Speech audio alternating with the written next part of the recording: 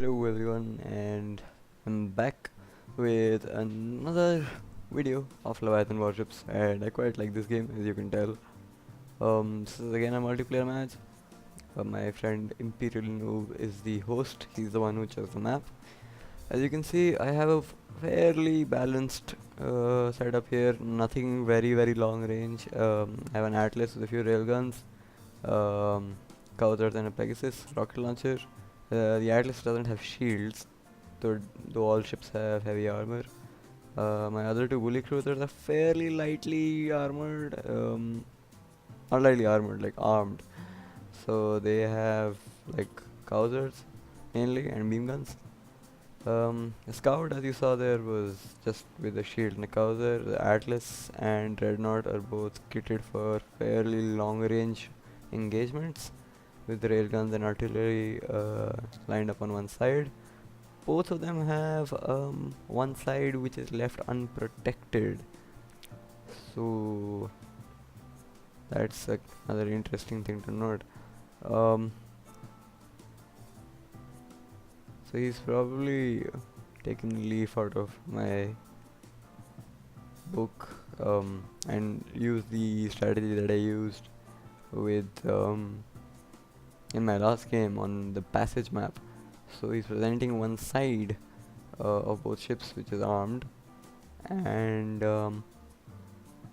he's basically made a very nice kill zone. He sent the scout ahead to, well, scout and provide line of sight support, because even if like the artillery or the rocket launchers have further range, but if the bridge of the ship can't see that far, then you can't really do anything because it's out of your sight range. So you need someone to provide line of sight, which is why scouts come in really handy for that. I don't have a scout, otherwise I could have flanked him from that narrow, shallow strait on the far left, behind that chunk of ice. Sorry, to the left of the chunk of ice in the center. Now at this point I forgot to move my Atlas forward, but yeah, that sort of created a problem because, well, now the scout could see me but I couldn't see the scout, which is why I got shot at once, right there. That didn't do too much damage, but now as you can see, his ships are lined up and I'm basically walking into a trap, and I pretty much knew that, except I wasn't sure what to do except charge forward. So the bully cruisers had the shields, the Atlas doesn't, so they took the brunt of the initial wave of attacks. But again, they were out of sight range till this point. So yeah, now the scouts come back, so they have visual on the Atlas, and as you can see, the first set of hits on the Atlas caused severe damage, and my bully cruisers are relatively unharmed, but my Atlas really takes a lot of hits, and all my weapons on one side are completely disabled, which is a huge problem. I still have a railgun, so I can still do some damage.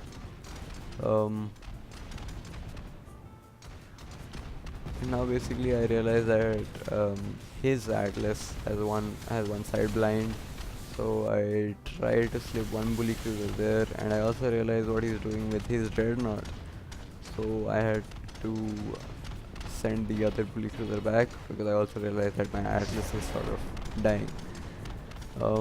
Now both the ships do complement each other very well.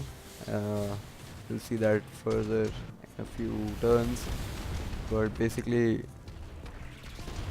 once my Atlas gets too close to one, the other can unleash a barrage of heavy weapons on my Atlas. So as you can see, I'm in trouble. At least my Atlas is. Arguably so is his Dreadnought, except Yeah, he has he has an entire atlas left as well. Um, so at this point my atlas is like finished.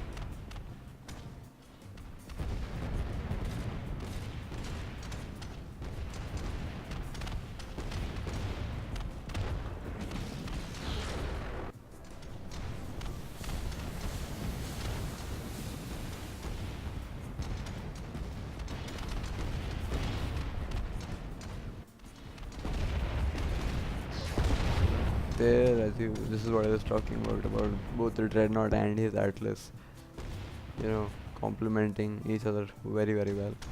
So at this point I try to outmaneuver his ships, get under his gun range, because notice that his dreadnought, except the beam weapon, everything else is like very like fairly, long range stuff. Um, and I managed to get into his blind spot and dodge the rockets.